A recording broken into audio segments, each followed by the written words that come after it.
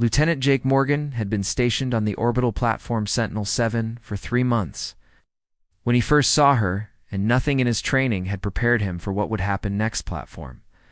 Floated in the neutral zone between human and Xanthari space, serving as a diplomatic outpost where both species could meet without stepping onto each other's territory, Jake worked security detail, which meant long shifts, watching monitors and making sure nobody caused trouble at the peace. Toksh was alone in Corridor 12 checking the environmental controls when the air beside him shimmered like heat waves rising from summer pavement, and then she was there stood, almost 7 feet tall, with skin that looked like polished.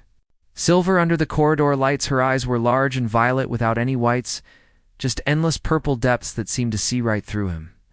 She wore the traditional Xanthari diplomatic robes, flowing fabric that covered her from neck to floor in deep blue, but that only lasted a moment. Jake froze his hand still on the control panel as she reached up and unfastened the clasp at her throat. The robes fell away in complete silence, pooling around her feet. Like waters in Theri looked similar. 2 humans in basic shape, 2 arms, 2 legs, 1 head, but the details were different. Her skin had that metallic sheen and shifted colors slightly in the light from silver to pale gold.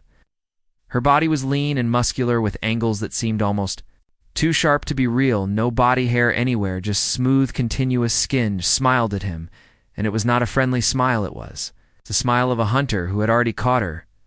Jake tried to speak, but his voice came out as a croak, so he cleared his throat and tried again. What are you doing? She tilted her head in that way Xanthari did when they found something curious, claiming, "What is Minaher?"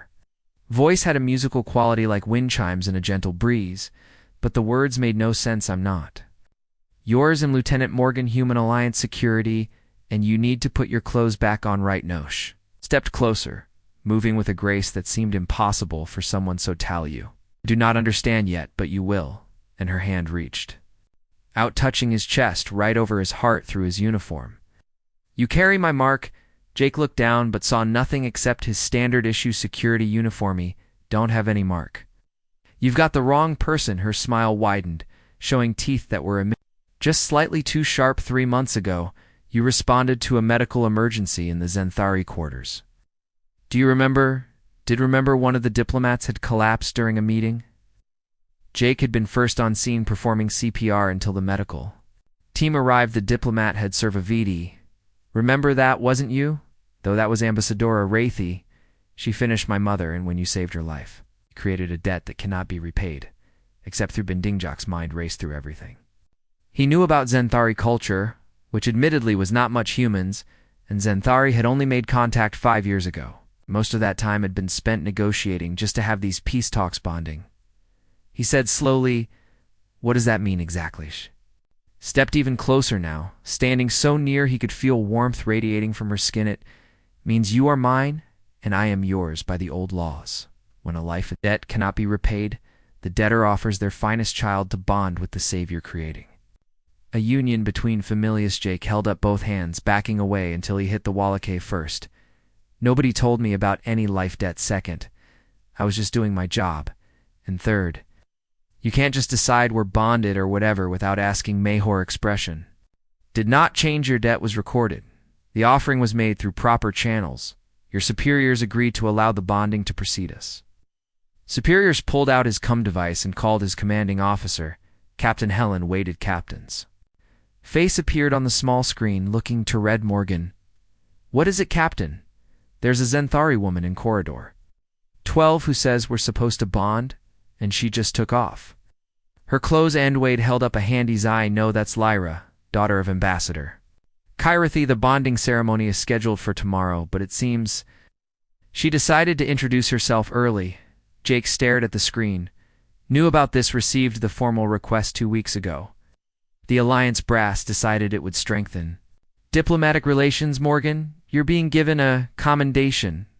He looked at Lyra, who was still standing there smiling at him. "I don't want a commendation. I want someone to explain what bonding actually means." Wide-side it means you'll be married by Xanthari custom, living on their homeworld for at least 2 years as part of a cultural exchange. It's a huge honor. Morgan married. Jake felt like the floor had dropped out from under him. "To someone I just methods, how arranged marriages work." Lieutenant Wade's expression softened.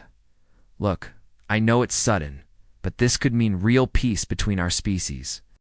The Zenthari take these bonds very seriously. Refusing would be seen as a massive insult, and if I refuse anyway, then we might be. Looking at Worth's screen, when Dark Jake looked at Lyra, who had not moved. You knew. I did not know about this, of course, she said. Simply, your people process things differently. We make decisions and act. Zenthari do not waste time on doubt. This is Insinesh. Picked up her robes and draped them over one arm, but did not put them back. On come, I will show you what bonding means against. His better judgment, Jake followed her through the corridors. Other station personnel saw them and quickly looked away, apparently. Word had already spread. Lyra led him to the Zenthari section of the station where the architecture changed, becoming more organic with curved walls and soft lighting. Quarters were large by station standards, with furniture that looked grown, rather than built. Everything had flowing lines. Nothing sharp or angular. Gestured to a low couch sit. I will explain. Jake sat, keeping his eyes firmly on her face as she draped the robes over a chair. Bonding is sacred among my people, she began. When two souls are joined, they share everything, thoughts, emotions, physical sensation. That sounds like mine reindented. Reading, sharing, you will feel what I feel. I will know what you know.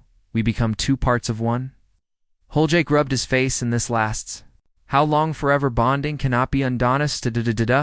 No, absolutely not. You can't just hijack my brain forever. Because I saved your mother's life. Lyra moved in front of the door. The debt must be paid. Jake Morgan, it is law. Older than your species, younger than the stars themselves. To refuse brings shame to both families.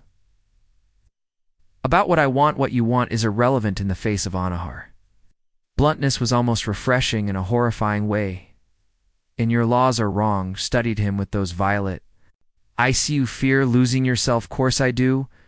Wouldn't you already have, she said quietly. When a Zenthari bonds, they give everything. My thoughts will be yours, my feelings, my memories. All of it laid bare. I hide nothing. And in return, you hide nothing. From me, that is the terror and the beauty of it. Jake sat back down. Didn't you just explain this before showing up naked? Jay tilted her head again. The removal of clothing is symbolic. We come to bonding with no barriers, no secrets. Is that not Logea? Guess, but humans usually date first. Get to know each other. We have time, she said, sitting beside him close enough that her leg touched his. 2 years on my homeworld, learning our ways, and I will learn. Yorsh could feel heat from her skin through his uniform pants. What? If we hate each other, then we suffer together with perfect honesty. She smiled slightly, but I do not think we will hate each other. We not, because I have been watching you for 3 months, Jake Morgan, learning your patterns. She leaned closer. You are kind to those weaker than you, honest, even when honesty costs. You brave without being stupid, and you make terrible jokes. When Nervash realized he was indeed about to make a jokesy, she said, you're predictable to me. Already that should bother me more than it does. Her hand touched his again. That's strange to warm skin. You are afraid but also curious. You wonder what it would be like to be truly known by another person, to have no secrets, no lies, just perfect understanding. She was right, and that bothered him most of all. When does this bonding happen? Tomorrow, at the alignment, when both our suns are visible from the station. She paused, but we can begin now, if you wish. Beggin. Hausch stood and held out her hand. Come, I will show you something. Jake took her hand and let her lead him to a small room off the main quarters. It was empty except for a circular platform in the center. This is a joining circle, she said, stepping onto it. The first step of bonding. We touch minds briefly, so you understand what you agree. Toned. If I don't like Ethan, you can refuse and I will return to my homeworld. In shame, and your people will scramble to avoid war, she said it, matter-of-factly, no guilt trip, just statement of fact, stepped onto the platform beside her. What do I dog of me? Your hands and open your mind. Took both her hands in his. Her skin felt like warm metal. Hodu. I opened my mind. Stop trying to control your thoughts. Let them flow. Jake closed his eyes and tried to relax, letting his mind wander. And then she was there. Right? Was not like reading words or seeing images. It was like suddenly having a second set of thoughts running parallel to his own. He could feel her curiosity, her nervousness. Yes, she was nervous to her desire to make this work, and underneath it all, a deep well of loneliness. in bonded for life. Which meant most never bonded at all. The risk of choosing wrong was too high, so they waited, searched, hoped, and went a life. Debt created forced bonding. It was seen as fate intervening. She had been alone for 73 years. By Zenthari reckoning, she was